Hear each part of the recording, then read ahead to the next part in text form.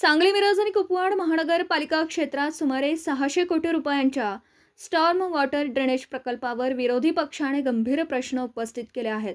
या प्रकल्पाची प्रक्रिया पारदर्शक नसल्याचा आरोप करीत विरोधी पक्षनेते मंगेश चव्हाण यांनी पत्रकार परिषदेत प्रशासनाकडून तातडीने खुलासा करण्याची मागणी केली आहे. महाराष्ट्र रेसिलियंट डेव्हलपमेंट प्रोग्राम अंतर्गत शहरातील पावसाच्या पाण्याचा निचरा करण्यासाठी सुमारे 600 कोटी रुपयांचा स्टॉर्म वॉटर ड्रेनेज प्रकल्प राबवण्यात येत आहे. मात्र या प्रकल्पासंदर्भात अनेक महत्त्वाच्या बाबी अद्याप स्पष्ट झालेल्या नसल्याचा आरोप विरोधी पक्षनेते मंगेश चव्हाण यांनी केला आहे.